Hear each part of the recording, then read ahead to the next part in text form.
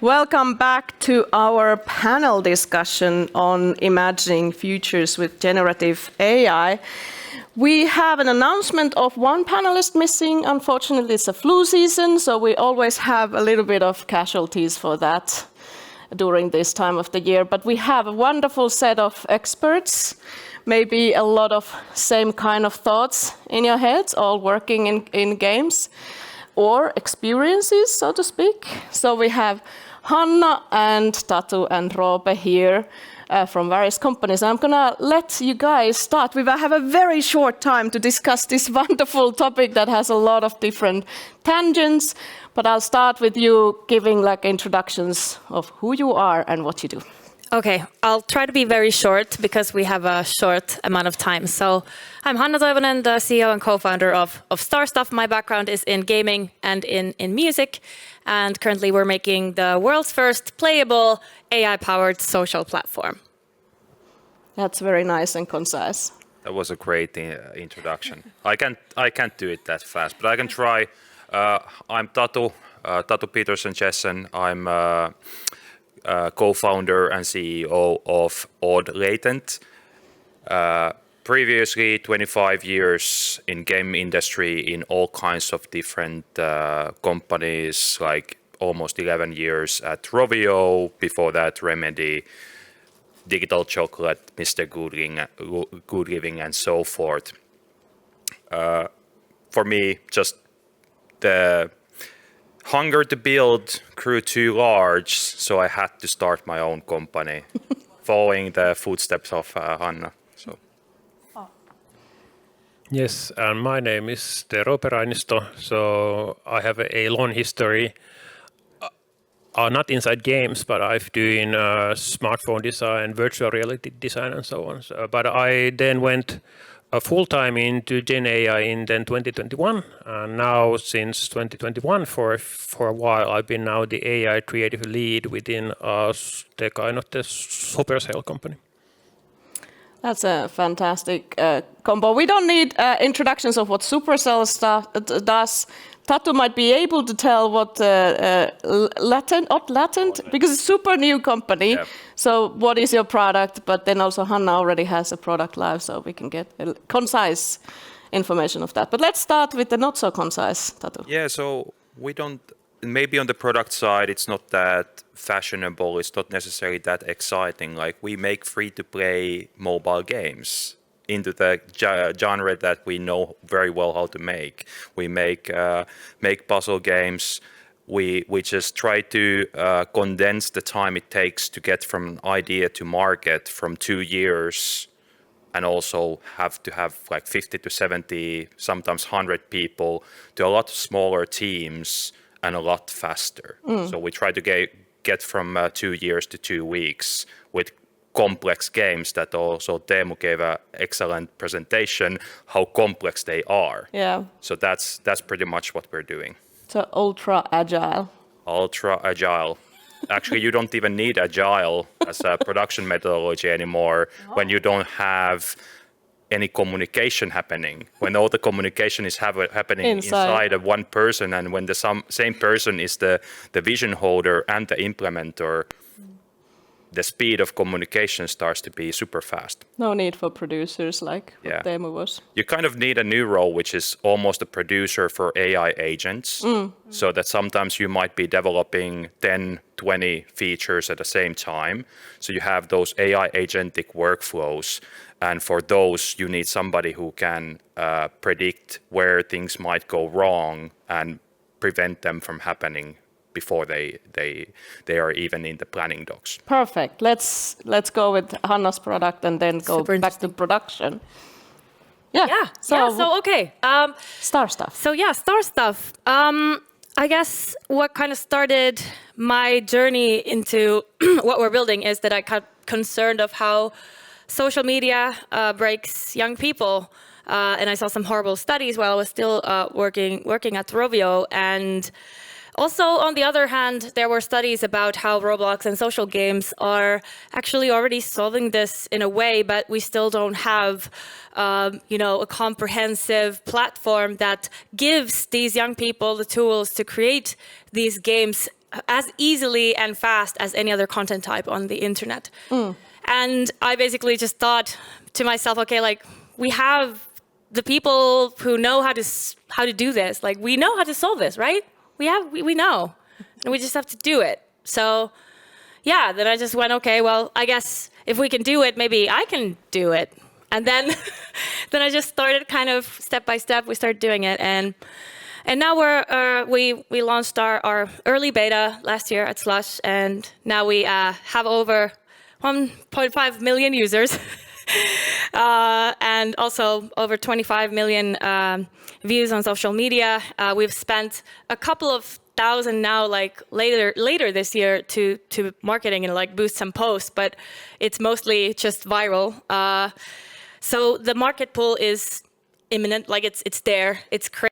These kids are also incredible. I love how passionate they are. They can like call us at 3 a.m., like try to call on Instagram and like tell if something is broken. And it's just super inspiring also to see like they are the new generation of this industry, and I have my hope. And also I can't wait to see what kinds of games they can come up with and what they do. And we just want to enable them to do all that. Yeah, great. Roope, I wanted to, even though Supercell needs no introductions, but Roope, you've been doing, the 2021 was a really magical year to step into this full time. But you've been also doing like art stuff with AI and sort of different kinds of exploration. Why did you choose game industry to come and push your insight into our productions? Well, I think game industry is in the verge of a huge, revolution. That I think game industry as a whole has been fairly. If you think about the overall, the types of the kind of games have been kind of the same for the past, 10 to 20, 30 years. I mean, so there's been no few fundamental a revolution there.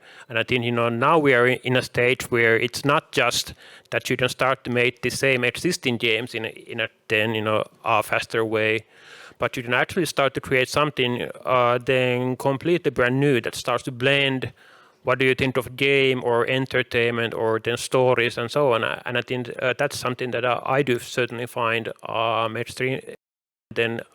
extremely interesting. So. Yeah, exciting. So we can go now to the production side. So currently discussion is sort of like how to improve the efficiency of the productions with AI pipelines, or how to cut the cost and so on and so forth.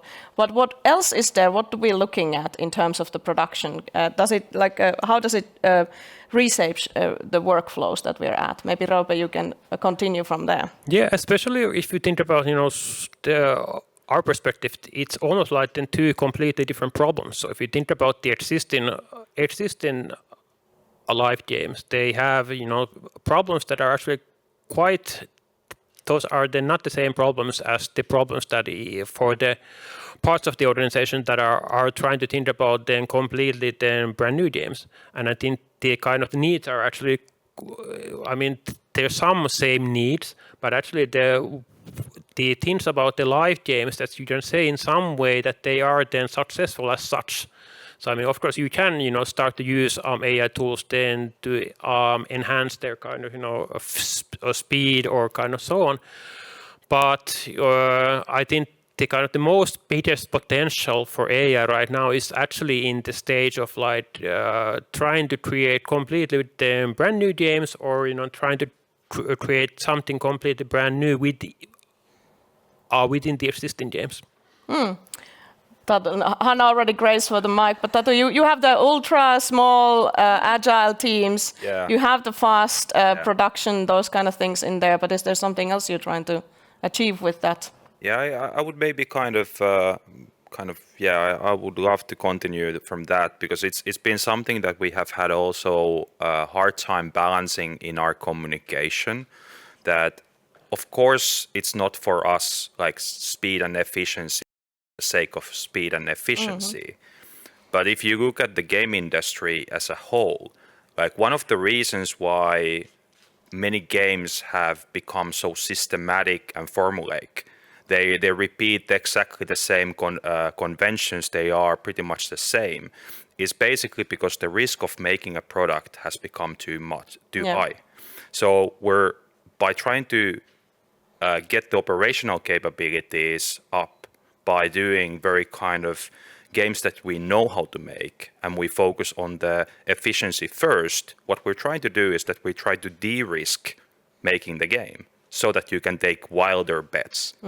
Once you first learn how to run with the existing type of entertainment and you master that really well, then you can go to the value innovation phase where you are also trying to figure out what's the next, like what are the kind of things that wouldn't be possible without this technology. And also that in the same way that if we get to the point where we're able to make Royal Match in 2 weeks, or a game of that complexity with that kind of a live op stack, and we are able to do that systematically week after week, then we can start to think of like, okay, do we need to be shipping 52 or 21 Royal Matches every year? Or should we expand the time and do something that is really something different? Or should we scale the team from 2 people to 10 people and see what we can get with that production value? So are we sort of like in the same position where the early days of mobile games we had a lot of experimentation because suddenly the production times are very short? Yeah, we're not there yet. Not there yet. Because I do kind of see it as there's like these problems that we're not even there yet with the AI that it would be reliably doing the efficiency gains. Most big companies haven't yet succeeded in that. Yeah, there is like only few startups that are claiming to do that, and then there's even fewer of us that have actually proven that they can do it. But it's so that's the first step. Because like how I've been thinking about AI, and when I was like talking about AI and the change management related to that at Rovio, I was always saying that, okay, the technical capability. Next comes the operational capability. But don't be fooled about the operational capability and doing things faster. You have to be always aiming for the value innovation. Yeah. And I think like great companies like Starstuff, Bitmagic, sometimes even Cosmic Lounge, like they are the ones that are kind of forerunners and have been trying to figure out that value innovation phase. Sometimes those products are not, as they currently are, the most polished or beautiful, but you have to kind of always be looking beyond that. Like whether if the AI takes another leap, how will this be in 2 years' time? Yeah. So in user-generated content is sort of like in a second or third round of trends, but there's a lot of hope, you said, Hanna, in the future generations. Yeah, and I think, there's this, especially like, as you said, I think you said it really well, because I feel like there are kind of 2 sides of this coin. The other side is, what are games to begin with? And we can talk about the processes, and we can talk about the theory, and we can talk about all kinds of things. But if you really think about it, like all you need is a stick, and you can draw X's and O's in the ground. And we have done it since the dawn of man. And we have done it for entertainment and for social activity and all of these things. And we may have established of rules of how these things should be done. But of course, it's also natural that we will evolve as an industry, and come these new technologies, we will have so much more ways to kind of express that creativity and kind of bring that to forth, and all kinds of different people will be able to do that. So I feel like we are in a phase where we have looked at the kind of engineer way of how these things have been done, and now we're looking at, okay, like social media or like other types of content, they have been disrupted by especially kind of the publishing platforms for the content itself. And I think that we're going to see a similar trend with playable content, with interactive content, that is then kind of something that you can jump into and you can interact with like games. And there are two sides. There is the candy and there's the soul.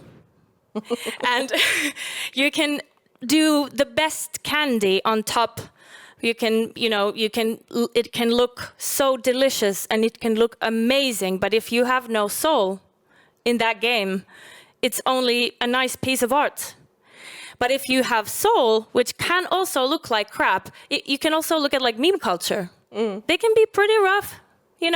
Stuff that people share on social media, all kinds of things, and tralala and whatnot, which is also I feel like a really fun and clever way for this generation to express creative anarchy, like their own kind of language, and I find it really fascinating. And I feel like now that we have these tools, we have soon both the capability to do the soul faster.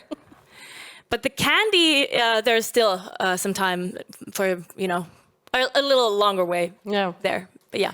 Roope, Supercell has like large player communities. Are you thinking about anything on terms of the user-generated content or how to sort of like tap into that vast creative power of the humans at the same time?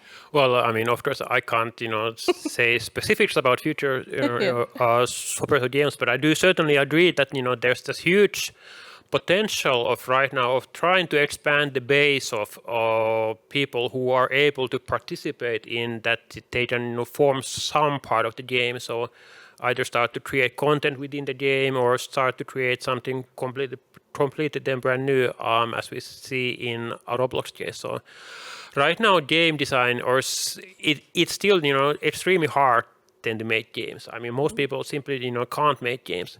And the people who then can make games, they have skills that then start to steer them in then to make some types of games. And I think there's hugely exciting potential of once we start to get people who are not so kind of into the coding part and so on, but once they start to be able to make games, and I think there's a hugely interesting kind of potential that starts to happen. And this only happens once we start to make it so easy enough to start to make them, and then also then to start then to share those games. I'm going to pass another question now to Tatu. You're itching to respond to that, but let's give a bit of space for future imagination at the end. So we're going to move to ethics. So it's an important part of this trend, of course. As many AI tools and services, they're swimming in a little bit like muddy waters, and the rules and regulation are still forming. We don't know the real impacts. We can guess about those. There's like every single month there's a new opinion on that. So, but how do you sort of balance business goals or other goals with these ethical discussions? Like, what's your take on this, Tatu? You've been talking about ethics as well. I feel a little bit trapped by that mic handover. It would have come to you anyway. Yeah, so, but yeah, I also feel really tempted of making a very dark joke, and I'm fighting against that urge. Because like, it depends on whether I talk from the position where I'm at, or where the position where I was. Yeah. Because like Small versus big. Yeah, and like the thing where I've focused most of my time from, like, I got interested in AI tech around 2017. I was yelling to everybody that chatbots are coming, and nobody was listening to me. I was so frustrated with that. Then in 2022, or early 2022, 2021, those ChatGPT moments came, and suddenly also Stable Diffusion started to look a little bit of promise on the visual side, and everybody started to do the product proof of concept things. And so my role has been from maybe 2022 onwards at Rovio to do the change management, find the language you need in order to get people understand what this technology is. There's a lot of misconceptions about ethics relating to, and sometimes you just have to have the patience of going through those discussions with the people. You have to, you can't dismiss people's worries. Whenever there's a change this big, as there is with the AI, and I would like to kind of say that I don't think that there will ever be as transformational change as this in our lifetimes. Not even free to play. And I would say that, yeah, not even free to play. I've gone through the transformation that came from digitalization. Like I got into the gaming industry before social media. So if you think about like all those social media, internet, mobile phones, like AI is going to be more transformative than any of those. So whenever there is a change this magnitude, it always comes with fear and thoughts around ethics as well. And you can't dismiss those. You have to, as a leader, have to be helping your teams go through that transformative change. And this is where the small companies are actually in advantage, and especially as small companies as mine. So one way of dealing with it is that you don't have people, and then you don't have to explain it to anybody. AI agents just do what you tell them to do. But eventually, we also want to find the ways of expanding the teams, and there will be, again, more getting back to the times where you have to be having some of these discussions. How about in Rovio, you were developing like in-house tools, so that's one way of, like one part of the copyright and those kind of ethical consideration that you can do that. Do you think, Tatu, that we are sort of in those kind of places where people are, maybe Roope can also add to that, whether we're building inside the companies or we're relying on others' tools? So most of the AI technology is open source based anyhow, which is great. It's available for everybody. We're kind of democratizing the means of production in many ways while doing this. And often even when there is like a big company like Google releasing some kind of a new foundational model, it usually doesn't take more than 1 or 2 months, sometimes only weeks, sometimes even only days, for somebody from the open source community to release their version of something that does something very similar. So I think most companies shouldn't maybe focus too much on developing, but they need to focus on helping their people grow into the new roles of the future. So, and this is also like something that I've been telling a lot for when I was at Rovio, is that this is not a technological problem. This is people problem. And it's not that the people are problem, but the how they think needs to change in order for them to be able to make most out of this technology. So it's change management. It's finding the ways, the words to express what needs to happen, deal with those ethical questions, find a ways of having discussions openly about those things. Everything from IP rights to environmental impacts, and also help to put those into context. Yeah, and the layoffs that we are also afraid of, sort of. And yeah, there's like whenever there's this big of a like we talked about that first to improve the efficiency. Sometimes, and I do actually think that that's also a human problem. It's that you increase the efficiency in an unpredictably fast way, and then you haven't yet figured out what to do with that extra capacity. Right. And if you can't imagine what's the next thing that you're going to be doing once you've reached that point where you're already making the product that you've always made, but faster, then you have overcapacity. But that's why I've been trying to get the designers and thinkers and vision holders to really start thinking about what would you make if you wouldn't have any kind of production limitations? Right. Think big. And also with the kind of live ops content cadence, would you want to refresh your card collections every day? That's probably too much. Where is the sweet spot? So you have to be kind of thinking about this. Or whether you want your card collections to be still images or animated videos. Both are possible. Which one do you want? You have to be kind of trying to think differently and not limit yourself with the current constraints. Hanna, you're working with young adults and kids, so that brings in even more of the like a need for this kind of reflection. What's your take on this at this moment? No more in the future.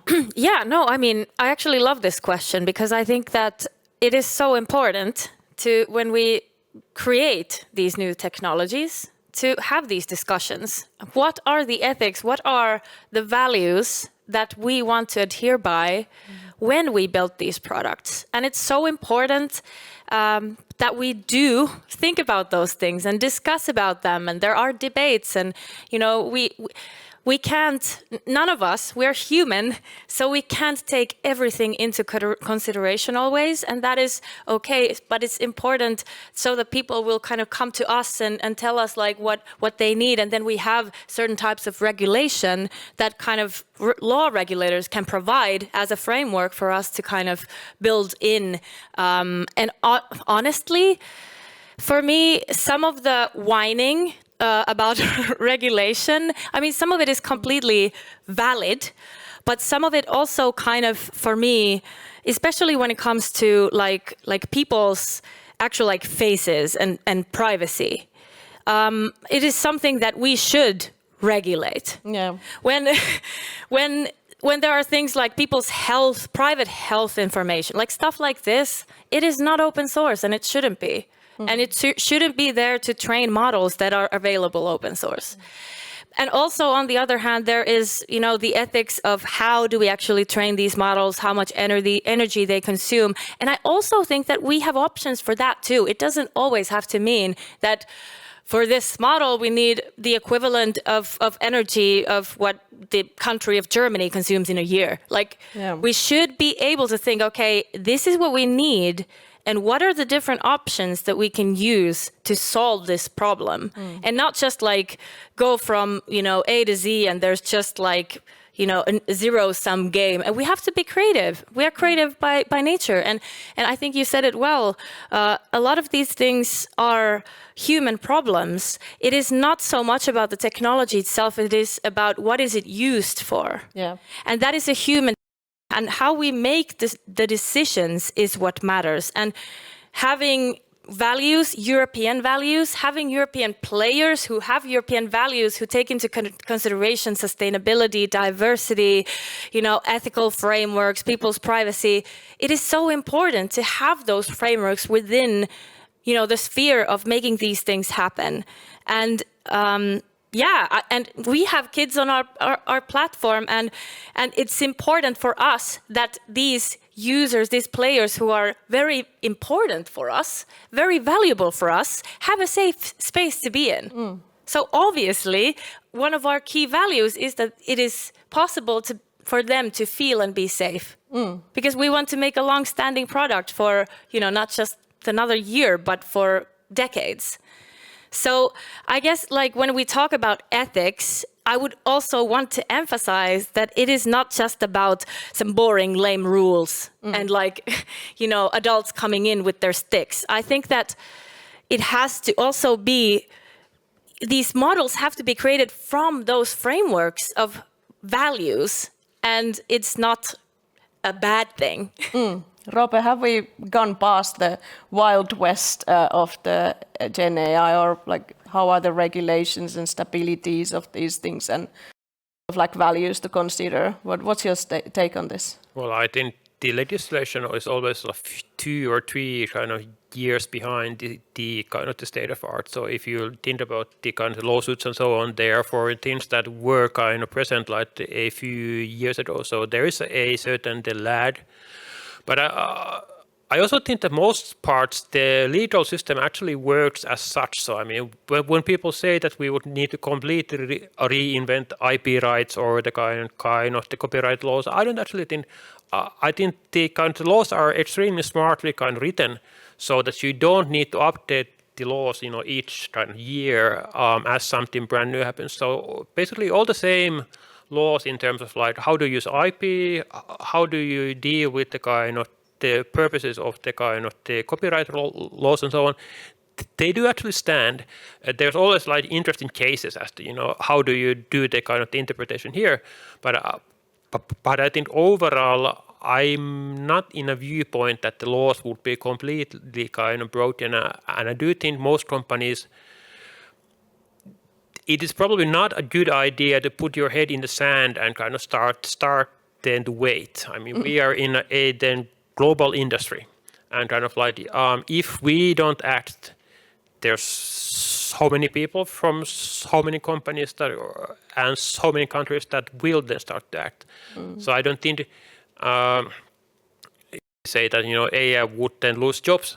I think there's a high risk that you will lose jobs if you don't use AI at all, because there's the fact that you need to start to use the kind of the best tools, so that you can start then to be still kind of, it's a global then place. All companies are there, and I think the tools have really great potential to make people much more productive, much more than kind of then permit them to start to make more than interesting games. And I think if you start then to lose on all of those kind of potentials, I think that's not a kind of safe choice. That's Tatu is again like eagerly taking the mic.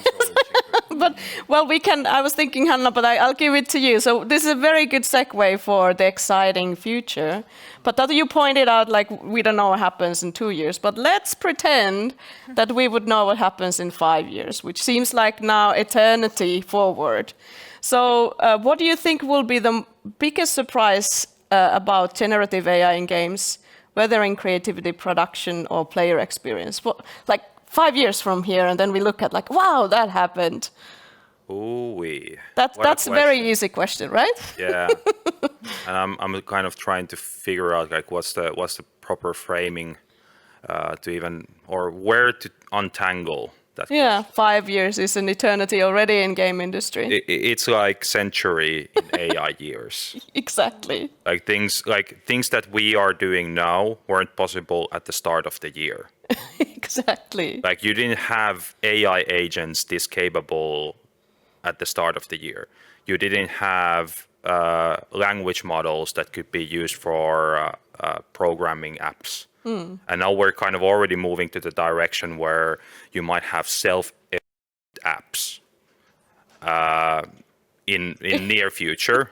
So like if I'm kind of like trying to build the timeline here, like if we're now in a phase where anybody who knows how to make great games can make games, and we're kind of still in the process of infancy of AI in general, and we're in the phase of democratization of means of production. So one thing I'm sure, in 2 years, in 5 years, all the markets will be hypersaturated. There's going to be anything that you can imagine will exist. But that's kind of looking into just extrapolating with today's logic from just like taking it like a few steps forward. It already feels like that there's anything that you can imagine. Yeah, so if there's today there's like 6,500 apps every month, or games every month going to Google Play. That's just around the number that it currently is. I think that in 1 or 2 years, it's going to be 65,000 every month. So we're going to be seeing the magnitudes of explosion of variety that you can't even imagine. which will bring another problem into play, which is that the discoverability of apps that is already a problem will be even bigger problem. So there's probably going to be some new platforms that help themselves like find their audiences, but then on top of that, there's also going to be those same platforms producing apps from thin air based on the apps that they have. And then just like, what about this one where we have even higher margins on? But let's think about like the, every single game developer of our age is sort of like they have their like a drawer, like, what is it called? In Finnish we say that we have things on the writing drawer. Yeah. So like the dream projects that the production like realities never let us to do, because again, I can see that within the 5 years time we get some dreams coming through. If at all possible. GTA 6. Yeah. I think for like if we look that far into the future, like 5 years, you start to see so much things that we don't have even language for. We don't even have the conceptual understanding of talking about those kind of things that are going to be in 5 years' time. And even if we would have the understanding of what's going to be in 5 years' time, we wouldn't have the language to talk about it for people who are just know today's language. Because like I do think that even the kind of self-emergent apps will be their kind of still kind of extrapolation of today. I think holodecks will be possible in 5 years' time. Like the world models and even the kind of stuff that you guys have. Yeah, so you've already built your version of holodeck, but there's going to be like, even if you look at like Genie 3, that has like, it's basically generating a world from a single image. You have Gaussian splatting generation. You have nerves and dervs. You have a lot of things that. Smurfs. Yeah.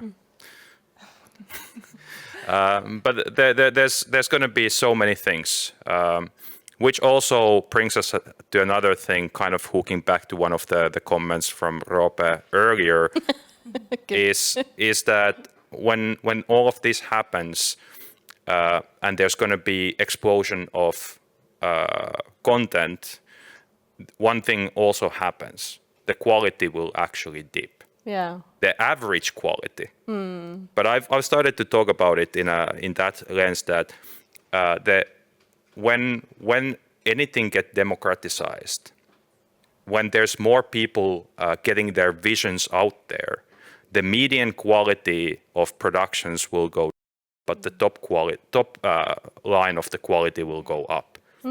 So I think the games in 5 years, like if something is static today that should be moving, that's moving. If something should have full-blown CGI-looking animations, it will have. If those animations need to be interactable in real time, they will be. So anything that we can imagine will probably be possible in 5 years' time. And more representation, hopefully. Hanna is itching for the mic, so let's look at your dreams. Like, what's coming up in 5 years? Okay. I was like, I have to, because I'm seeing this from a completely different angle. And you asked about what will surprise us. I think what will surprise us is the fact that, yes, while it's all possible, what will people actually do? Yeah. And I think that will be really interesting to see. And one of the other surprising things is that we're really concerned right now about, ethics and sustainability, etc. I think what we're going to see, and we're already seeing, is that more and more is not more when it comes to, for example, AI like GPU. It works to a point, and then it starts to basically disintegrate. And we're really we have to look at optimization in a completely different way. And this also means that we actually have to look at energy. We have to look at like all parts of what we need when we train a model and what we can optimize. And then kind of what happens before it kind of ends up to the user's hands, like what is the use case, etc. But I think there's so much to do in the optimization phase that actually we're going to see a lot faster pipelines with so much optimization and such kind of niche specific ways of working for these like models. And then we will see like a mother model who's kind of like picking these models for specific tasks, and that will like take the most energy, but that is also very optimized. So I feel like we're going to see a lot less energy consumption for these models in general, a lot more optimized models, a lot more optimized content, a lot less heavy content, even though it looks a lot better. So I think those things we're definitely going to see. And then on the other hand, I'm already seeing a lot of fusion energy. We're actually going to make fusion energy happen. That's my actual prediction. We're going to see fusion, cold fusion, not some stupid tokamaks. Sorry, I'm very passionate about this. And also direct energy conversion. We're not apes anymore. Why are we using heat as an energy source? Jesus, like we can, charge our phones without wires. Why are we still doing heat? With splitting the atoms to do heat, man. Why? We can do direct energy conversion with cold fusion just by putting some lasers on boron 11, and we have some helium, and then we could have like a box-sized fusion reactor at our home. This is a little bit outside Starstuff, I feel like. But no, we're all made of star stuff. This is where it comes from, man. Roope, I don't know how much you are following quantum technologies, but is there anything like sort of in collision? Like let's go into the tangents that Hanna has building here. So like that's still a little bit like not useful for games, but it's also one of the things that can develop fast. Is there anything in the other technologies kind of development that also can affect for the next 5 years for the Gen AI? Well, actually, I would like to go back to what was said a few minutes ago about decrease in the kind of the quality, and I think that's that word is kind of defined in a certain way right now, and we have certain kind of measurements of like it usually talks about high graphics and beautiful things. But I think the word kind of misses out on things we don't yet see. So I mean, the future game, there can be whole new notions where it's far kind of better than what is right now. I mean, games today are still not smart. They kind of show the same kind of story for all people at the same time. You try to pretend that it's a game that has a story, but you can't really start then to change the story and so on.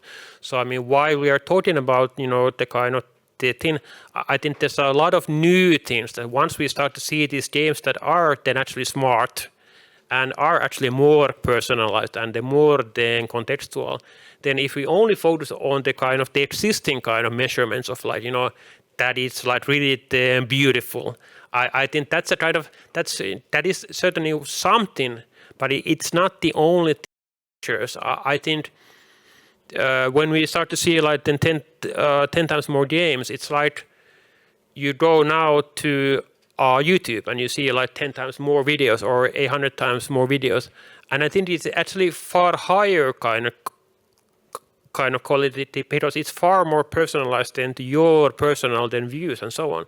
So I mean, nowadays if you go to YouTube, you can find stuff that is like highly personalized than to your personal needs, and I think that's far more than higher kind of overall in terms of the things that people want to see, even though it's not as high kind of quality in terms of some the kind of the traditional viewpoints. So it changes also our views of. Yeah. Tatu, are you going to answer to the quantum technologies? Or No, I would actually fine. like to. I tried to build the bridge for tomorrow's presentations. I'm trying to lead a bit, maybe like kind of bridge from there, because like, yes, I absolutely agree. Like when we're talking about quality, we're way too much talking about the candy, not the soul. If you look at what's resonating for Gen Alpha, you look at the Roblox games, the Grow a Gardens, the Steal a Brain Rots, they stop being on that production value competition like a long time ago. and the audiences also started to care more about the soul than the production value. It sometimes feel like, whereas kind of like we're still making games for 35 to 65, like general audiences for puzzle games. Perfect age group, I would say. Awesome, the best, the best. But on that category, you still have to care about the traditional definition of quality, and you have to provide them also the candy, not just the soul. We will have more of both.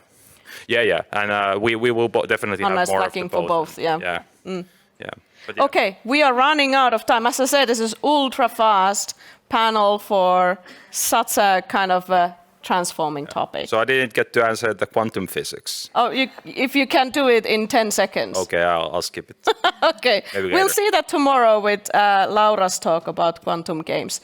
But as a last thing, sort of like a short round, like aside from your own companies, what are the other companies that you sort of look at, you follow and monitor, and you could like suggest others also to keep an eye on? I think that Tatu also already mentioned a couple of companies, but let's have a couple of shout outs. Well, I'm following 2 stealth startups very, very closely that are doing something very intriguing to me. Finnish? One Swedish ex-King founders, amazing company, and then there's like few others. Unfortunately, they probably don't want the shout out yet. Okay, we'll shout out later. I'll shout out them in later. Yeah. This is slightly a wild card, but I would actually say A24, they're actually doing something quite interesting in terms of, Gen AI, and we will probably hear about that next year. Good. Hanna, you can close this panel. Okay. Well, I would definitely look at Helion. They're doing helium fusion. And then 11 Labs, obviously. That is something that we use, and it's really, really cool. I love their product. Super, super good. Suno AI, really good as well for doing music for games or for all kinds of things. Then, of course, like, obviously, we all follow OpenAI and Google, and I know Google will have a really, really cool new thing coming soon. There's also Fei's, the open world, the World Labs Marble. It's called Marble. Their platform for Gaussian splats and nerfs and derfs and smurfs and stuff, if you're into AI.